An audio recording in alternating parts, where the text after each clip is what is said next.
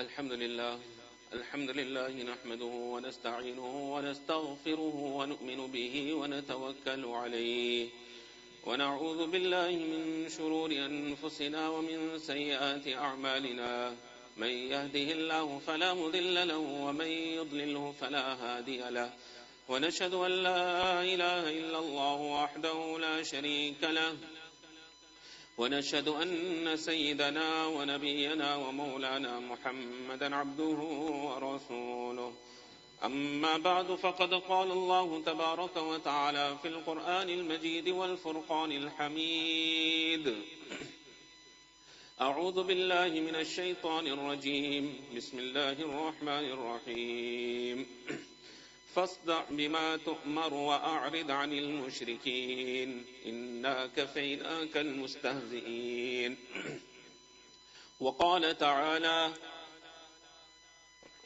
قل هل يستوي الذين يعلمون والذين لا يعلمون إنما يتذكر أولو الألباب صدق الله العظيم.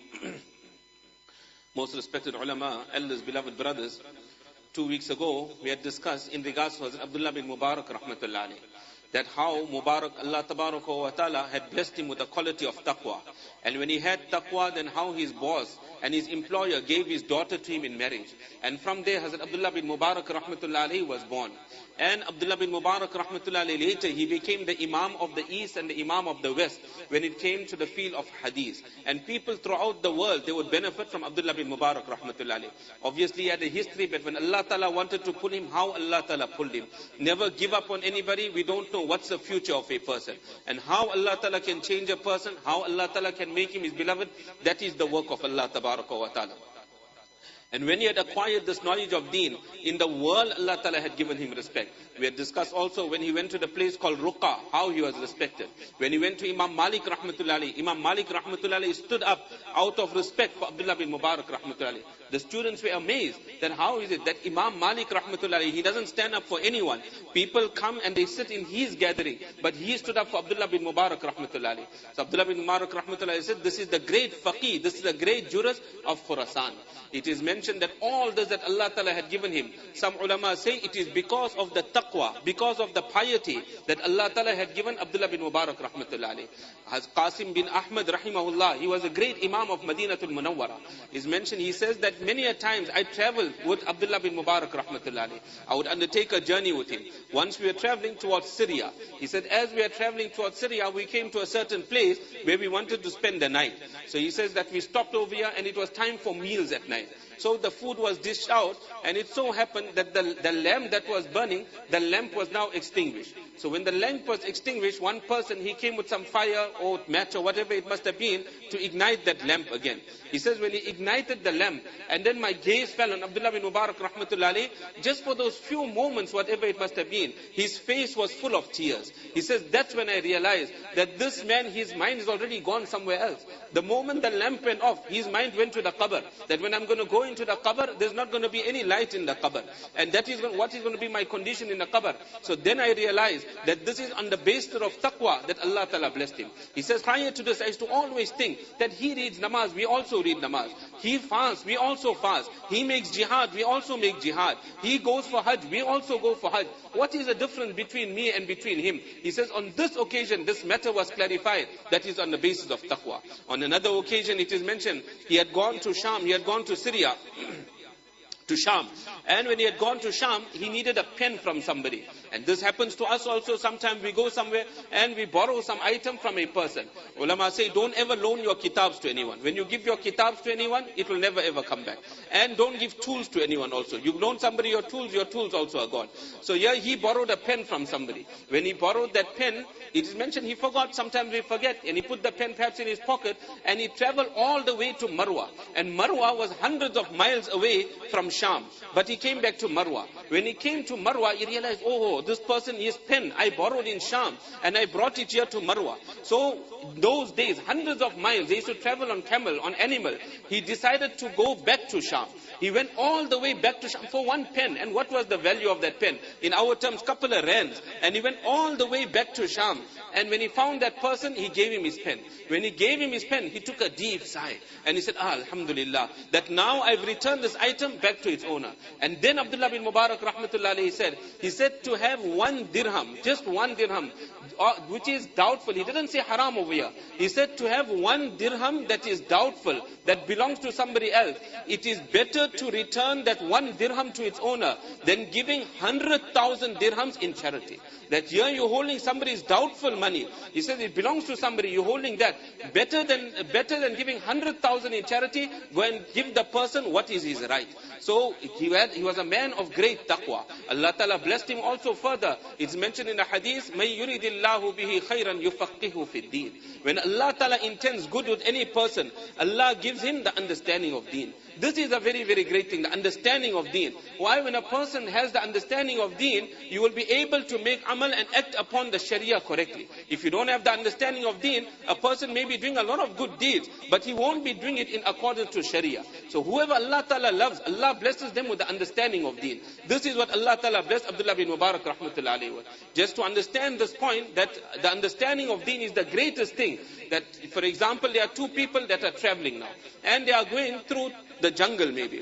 As they are traveling through the jungle, one person is busy reciting Quran Sharif. You'll see this is a very meritorious act, very great act, that all the time he is reciting Quran Sharif. So while they're traveling, they come to a river. There's a river in the front. The man that is reciting Quran Sharif, he doesn't talk. He continues his recitation of Quran Sharif. The other person, he jumps into the river, and he realizes this is a very, very deep river, almost drowns. Somehow he manages to save his life, and he comes out. When he comes out, this person is still reciting Quran Sharif. So he tells him, see, you know this route. Why didn't you tell me, why didn't you warn me from before that I could have drowned over here? So he continues recitation. After a little while he stops, he blows on his body. And then what does he say? He says, I was reciting Quran Sharif. That was not the time to recite Quran Sharif. A person is performing salah. There's a blind man walking, and there's a fear that the blind man is going to fall into the well. At that time it becomes obligatory to break your namaz. You break your namaz and save the life of that person. At this time he had to stop his recitation, hold this person, tell him, no, you can't jump into this river, that your life is in danger over here. So see the understanding of deen, how important the understanding of deen is. Take another example. A person, he's a very pious person, in the masjid all the time, he's making tilawat of Quran Sharif, zikrullah, nafil namaz, standing up for tahajjud namaz, all this a person is doing. Everything is in order, very good. But his family at home, they are suffering. They are borrowing clothing from other people. They are going to the neighbor and they're begging for food. Somebody tells this person, brother, you must go and work. You must take care of your family also. That is also necessary. What does he say? No, that's for the people of dunya. I don't have to worry about that. I'm making the ibadah of Allah Ta'ala, which is much, much more greater. What we'll say, he doesn't have the understanding of deen. He's misinterpreting the sharia. Your duty is that you need to care for your family, your wife, your children. And then after that, all your nafil ibadat you can do. Nobody is going to stop you. But understand what is the desire of deen. In one hadith it comes, Nabi Sallallahu Alaihi Wasallam mentioned, Inni la aqumu ila salah. That I stand up to read namaz. When I stand up to read namaz, فَأُرِيدُ أَنْ أُطَوِّلَ فِيهَا. I want to read a very, very long namaz. Nabi Sallallahu Alaihi Wasallam says, فَأَسْمَعُ بُكَاءَ السَّبِي. I hear the crying of the little children. Obviously, this refers to the time of Nabi alayhi salatu wasalam. In the era of Rasulullah Sallallahu Alaihi Wasallam, that was a time when wahi would come down. And sometimes certain law of Shariat will be abrogated. And a new law of Shariat will take the place of the previous law. So the women were also permitted to come to the masjid, that they must understand also which law of Shariat has been abrogated and what is the new law of Shariat. So, but later on, in the time of Hazrat Umar radiallahu ta'ala, he totally stopped them. And Hazrat Aisha radiallahu ta'ala, she sanctioned the decision of Umar radiallahu ta'ala.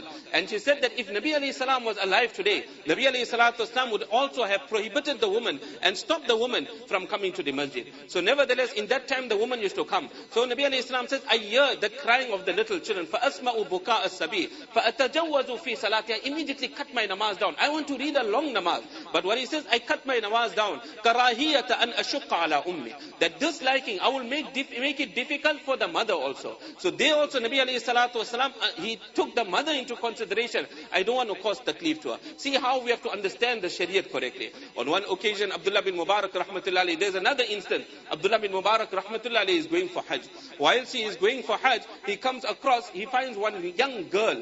She has a heap of dirt that is there, and from there she's picking something up. But he was at a distance, so from a distance he couldn't see what is actually going on. And Abdullah bin Mubarak rahmatullahi alayhi came closer. He sees this young girl, she took out a dead bird from that hump, that heap of dirt that was there. She took out a dead bird and she put it in a rag, in a piece of cloth. So he asked her, what's going on? This is dead, this is carrion. What are you doing with this? So then this young girl, she explained. She said that the oppressors, the rebels, they killed my father. Whatever properties we had, whatever assets we had, our money, everything they took away from us. We have absolutely nothing. So everything is gone. And now we don't have food in the house. It's only me and my brother. My brother is so ill that my brother is sleeping in the bed. He cannot do anything. So I came out and I looked for food. This dead bird I found, this is also a bounty and a ni'mat of Allah tabaraka wa ta'ala. So Abdullah bin Mubarak rahmatullahi alayhi, immediately he asked his khadim that was there, the person that accompanied him, that was serving him, and was his treasurer, had the money of Abdullah bin Mubarak rahmatullahi alayhi.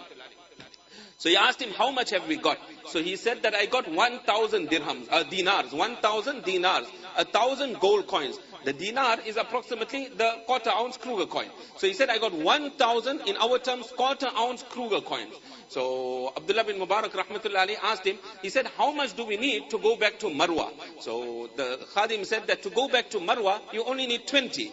So he said that this is more important and a greater amal than performing Nafil Hajj. Obviously the Farz Hajj was done. So more important than Nafil Hajj, somebody that is in difficulty, somebody is having problems in their life, you take care of that problem, that is greater than your Nafil Hajj also. Today people are going Umrah upon Umrah, whereas people don't have food in their homes. How many people are suffering? Perhaps we will help somebody that is desperate, somebody that is in need. That is a greater reward.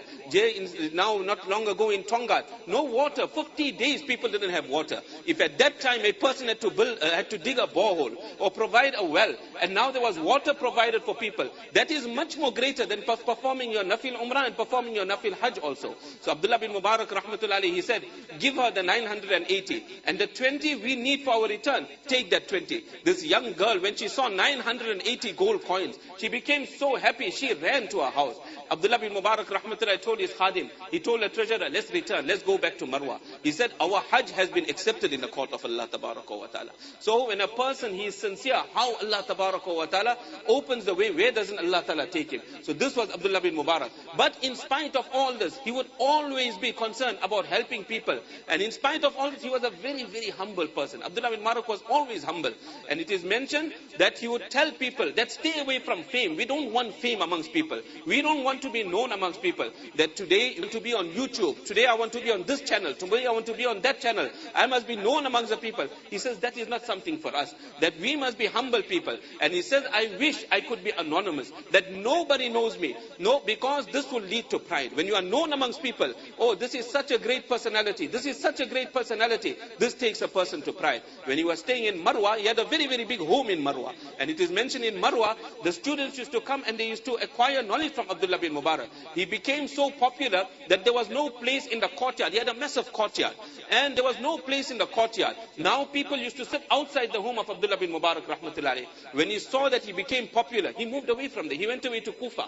And in Kufa, he took a dark room, a dark small room, and he would stay in the dark room. So the people told him, we feel pity for you, that you came here and you're staying in this dark room. No lights also, small room like this. You left Marwa and you came. He said, I had everything over there. He said, but I came here, I chose this life. This is the life that I like. On one occasion, they were distributing water. So he went to fetch water. Nobody knows this Abdullah bin Mubarak rahmatullahi.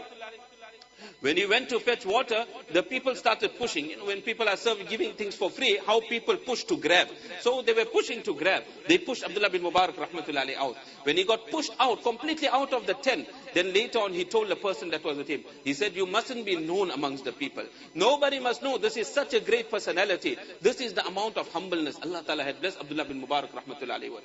But he used to take many, many people for Hajj also. It is mentioned he used to tell the people he is going for Hajj, who wants to accompany him. So many people used to accompany Abdullah bin Mubarak rahmatullahi. So what he used to do, he used to tell one person that collect the money from everyone. Whatever money they have, collect all their money. So every person will give his money. It will be taken and it will be put in a particular packet. Every person's money will be put in a packet, his name will be written on that. And then Abdullah bin Mubarak rahmatullahi will seal that and he will keep that bag away. And he'll say, come, let's go for Hajj. When they would go for Hajj, on the way, whatever their needs were, he would fulfill all their needs on the way to Makkah Sharif. After Makkah Sharif, now when Hajj is completed, Mina, Arafat, Muzdalifah, everything is done. Now they will go to Medina Sharif. And during this entire stay, he would provide accommodation, food. In Medina Sharif, he'll tell them, do shopping. Whatever you want to do, you must spend on the people of Makkah Sharif. The people of Medina Sharif, you must spend on them. So you tell them, buy whatever you want. They would buy whatever they want. And then he would come back to Marwa. When he would come back to Marwa, he would give everyone a dawah. When the dawah would be given, everyone would come and they would eat Abdullah bin Mubarak rahmatullahi alayh. Then he would say, now take out that bag. And exactly as they had given him money when he left, all that money he will return. So the people will say, Ya Abdullah, what is this? That you didn't even tell us you're going to be using your own money. So he would say that if I told you all that I'm using my own money, you people wouldn't have bought. You people wouldn't have eaten nicely. You wouldn't have bought your goods nicely. That's why I didn't want to tell you. So his heart was very, very big. Always concerned about spending on other people, taking care of the needs of other people. When he would sit down to eat on his dastarkhan, always there was a guest at the dastarkhan of Abdullah bin Mubarak rahmatullah. Allah give us that tawfiq also. That is why we're mentioning these things. That desire must come into us as well. That there must be a guest at our dastarkhan. Today we see a guest, today a person, he runs away. He turns his face the other way. This was one time a very, very great thing. You stop at a masjid. People say, oh, this is a foreigner. They'll say, lunch is ready. Come join us for lunch. Whatever simple food, come and join us. As the Shaykh al-Hadith Maulana Zakaria Saheb rahmatullah, people would come to him just before Zohar. As the Shaykh rahmatullah would just go and buy some sour milk, what we call mas. He would buy that. And they would make curry with that and rice. And after Zohar, he will bring them home. And they will eat that simple food. And how they will enjoy it when it's hot and fresh. And they would go. Allah Ta'ala give us this again. So Abdullah bin Mubarak rahmatullahi was that person. Once he was traveling to Sham. Whilst he was traveling to Sham, he came to a particular motel that was there. So this motel that Abdullah bin Mubarak rahmatullahi came to, there was a young boy. He always used to serve Abdullah bin Mubarak rahmatullahi. And in return, Abdullah bin Mubarak rahmatullahi used to teach him hadith. So when he came to this particular motel, on this occasion, he found that the young boy is not there. So he asked everybody, where is this young boy? So they said, this young boy has been imprisoned. They have put him into jail. Why? Why has he been imprisoned? Because he had a debt and he couldn't pay the money, so they imprisoned him. In a Muslim state, the Qazi, you go to the Qazi and you lodge a complaint, and the Qazi got the right now to imprison this person. So this person has been imprisoned. So Abdullah bin Mubarak rahmatullahi asked, he said that, who is the creditor and how much does he owe? So they said, certain person is the creditor. So he went in search of him. He found the creditor. He asked him, how much this young boy owes you? He said, certain amount of money. He said, look, don't take my name. I want to remain anonymous. That amount of money he took out and he gave it secretly between him and Allah Ta'ala, and only the creditor knew. He paid him and he went away. The young boy was free. When he came back to his employer, they told him, Abdullah bin Mubarak rahmatullahi was here and he wanted to meet you. So he said, where is he? He said, no, he's gone now. So he went in search of him. After 2 days, he found Abdullah bin Mubarak. He got so happy. He tells Abdullah bin Mubarak, you know what happened? I was put into prison because I couldn't pay the creditor. One man came, I don't know who this person is, and he paid the debt. And he says, I make so much of dua for this person every day. This is the greatest thing. Somebody's need you fulfill. That dua comes out from the heart of that person every day. Where and where won't a person reach? So he said that person paid, and I make dua for him every day. I make dua every day for this person. Abdullah bin Mubarak made shukr to Allah. That Allah, you made me the means of helping and assisting this particular person.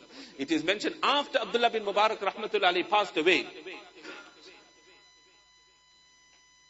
It is only after he passed away, then this young boy found out it was actually Abdullah bin Mubarak rahmatullahi that had paid my debt. This is the qualities that Abdullah bin Allah give us these qualities. We'll make mention of one last incident and we'll terminate. One person, he came to Abdullah bin Mubarak rahmatullahi and he asked Abdullah bin Mubarak rahmatullahi for a loan. He said that I'm in debt.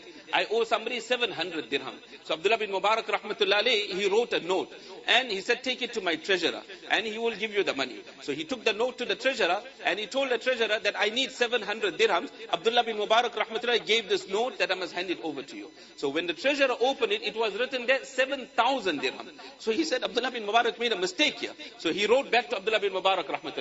And he said, you made a mistake. You wrote 7,000 instead of 700. Abdullah bin Mubarak wrote a letter back. He said, give him 40 14,000. Not 7,000, give him 14,000. So when it reached the treasurer, he read 14,000. So he wrote back to Abdullah bin Mubarak. He said that if you carry on the way you are carrying on, all our finances, all the wealth that we have, everything is going to be exhausted over here. We won't have anything left. So he said that if you want to be in my position, then you take my position and I'll take your position. Then you give the instruction and I'll listen to you. But if you want to remain in the position that you are in, then the instruction that I am giving, you listen to my instruction. So he gave that 14,000 according to the instruction of Abdullah bin Mubarak rahmatullahi. Then Abdullah bin Mubarak, see the understanding of deen. He said that I heard the hadith of Nabi Sallallahu Alaihi Wasallam. Knowledge is to make amal upon. Allah give us all, give me the tawfiq, all of us the tawfiq. Then he said, I heard the hadith of Nabi Sallallahu Alaihi Wasallam, or I read the hadith of Nabi Sallallahu Alaihi Wasallam, that a Muslim person comes to you. He didn't expect anything from you, but you gave him so much that you made this person happy. He didn't know what he was getting. You gave him something and this person became happy. Allah will wipe out all your gunas and all your sins. So he said, I wanted to act upon this hadith. I wanted all my gunas and my sins to be wiped out tomorrow on the day of Qiyamah. That is why I had first mentioned 7,000. But later on he came to find out that he was going to get 7,000. So it was now expected 7,000. So I made it 14,000 because that was unexpected. So Allah Ta'ala give us this tawfiq that these are great lessons to be taken from these great pious personalities. Time is already up, but very shortly that we all know perhaps, or must have read already, that what has happened in the BPJ in India, that the political party, that one of the national spokesperson, this was a lady, and she insulted Nabi Kareem Sallallahu Alaihi Wasallam. Many a times this is done to weaken the Muslims and to make the Muslims despondent. This is not something new. Let us understand, this insulting of Nabi Kareem Sallallahu Alaihi Wasallam was always there from the time of Nabi Kareem Sallallahu Alaihi Wasallam. Allah Ta'ala mentioned in the Quran also, فَاسْدَعْ بِمَا تُؤْمَرْ وَأَعْرِضْ عَنِ الْمُشْرِكِينَ. O Nabi Sallallahu Alaihi Wasallam, you openly proclaim what you were commanded to do. Whatever Allah Ta'ala asked you to propagate, you propagate that. وَأَعْرِضْ عَنِ الْمُشْرِكِينَ. And these mushrikeen, you turn away. They reject your message, you turn away from them. And then Allah Ta'ala says that these mushrikeen far, إِنَّا كَفَيْنَاكَ الْمُسْتَهْزِينَ. That we will suffice you for those people that insult you, those that make a mockery of you. We will suffice, Allah will take care of these people. It is mentioned Walid ibn Mughira, who was a kafir in the time of Nabi alayhi salam. He caused unlimited harm to Nabi Kareem Sallallahu Alaihi Wasallam, made a mockery of Nabi Kareem Sallallahu Alaihi Wasallam. And some commentators say 400 other people would, Walid ibn Mughira, they harmed Nabi alayhi salam. Jibreel alayhi salatu wasalam, he just indicated to these 400 people, some of them towards their stomach, some of them towards their head, some of them towards their eyes. Wherever he had indicated, he made ishara towards, that person was afflicted with that illness. And in that illness, that person had passed away. According to some narration that come, once Nabi Allama Kirmani rahmatullahi, in Bukhari Sharif he writes this. He says on one occasion, Nabi Kareem Sallallahu Alaihi Wasallam was performing salah in the haram of Makkah Sharif. When he went into sajda, they took the intestine of camels and they put it on the back of Nabi Sallallahu Alaihi Wasallam when he was in sajda. Can you imagine Allah's beloved? And Allah Ta'ala tolerated that this be done to Nabi Kareem Sallallahu Alaihi Wasallam. All these 7 that causes harm to Nabi alayhi salam, all of them Allah Tabaraka wa Ta'ala destroyed. This very same Walid ibn Mughira, one day he was making tawaf of Baytullah. Whilst making tawaf of Baytullah, Nabi alayhi salam was seated there. As the Jibreel alayhi salatu wasalam came. Jibreel alayhi salatu wasalam asked him, what do you say about this man? In the kuffar, in those days they used to make tawaf of Baytullah, they used to make hajj also. So he said, what do you say about this man? So Nabi alayhi salam said, this is an evil person. So Jibreel alayhi salam said, don't worry, that you have been sufficed from this person, he will not cause any harm to you. Jibreel alayhi salam just indicated to the chin of this person. Just one indication to the chin. It is mentioned he was walking and there was a person from Bani Khuza'ah. He had all his arrows that were on the floor. So as he was walking, one of the arrows, the sharp part of the arrow, it pricked his leg. And it went into the leg. But he had so much of pride he had, Walid ibn Mughira, that he wasn't prepared to even bend down and remove that arrow. So it went deeper and deeper. And then finally it became so deep that he was afflicted with the illness. And this person passed away. Asim bin Wa'il was the second person. He was making tawaf. Jibreel alayhi salam asked Nabi sallallahu alayhi wa sallam, what do you say about Asim bin Wa'il? He says, this is a terrible person, he's an evil person. Jibreel alayhi salam said, don't worry about him. Allah, that you have been protected from him as well. It is mentioned, Asim bin Wa'il, Jibreel alayhi salatu wasalam indicated under his feet to under the feet, when he indicated to the soul, when he indicated towards the soul, he went one day for a picnic with his two sons. There was a thorny tree, obviously the Arab lands, and so many thorny trees. So one thorn went into his foot, and it is mentioned his foot started swelling. It became big like the neck of a camel. So big his foot had become. And in this illness, he had passed away. And there are others also. Aswad bin Abdul Muttalib, it is mentioned he was making tawaf. Jibreel alayhi salam asked Nabi sallallahu alaihi wasallam, what you say about this man? He said, this is an evil person. Jibreel alayhi salam said, you don't worry about him, that you are protected from him as well. What happened? One indication towards his eyes. And because he indicated towards his eyes, he became blind. When he became blind, he used to hit his head on the wall. And in this way, he passed away. And he would say, Qatalani Rabbu Muhammad sallallahu alayhi wasallam. The Rabb of Muhammad sallallahu alayhi wasallam, he has killed me. And in this way, there were many others also. There were two others. There's no time to go into the detail. Allah Ta'ala took care of all those that had caused harm to Nabi alayhi salatu wasalam, and Allah Ta'ala destroyed all of them. The kuffar of Makkah used to say to Nabi alayhi salam, Inna shani'aka huwal abtar, that your progeny, they will be cut off, because Nabi alayhi salam had only daughters. None of his sons survived. Nabi alayhi salatu, because he had only daughters, they said, your progeny will be cut off.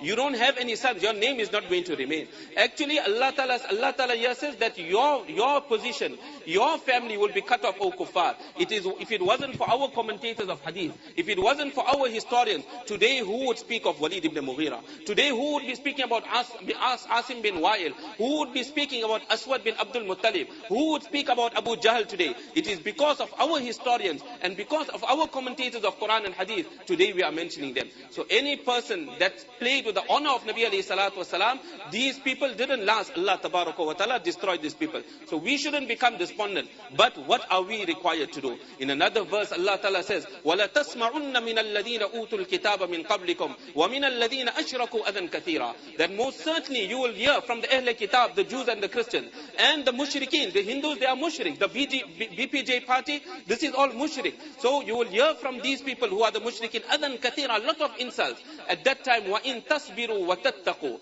that you persevere, you make sabr. And the second thing, you adopt taqwa. That this is a time, read more durood on Nabi sallallahu alaihi wasallam. This is what is within our capability and ability. Today was the day of Jummah. How much of durood from the morning to now have we recited? Recite more durood upon Nabi sallallahu alaihi wasallam. Nabi sallallahu alaihi wasallam's position and honor will never come down. The position of Nabi alayhi salam is increasing every moment, and it will continue increasing right until the day of Qiyamah. Allah Ta'ala give us understanding. Allah give us tawfiq.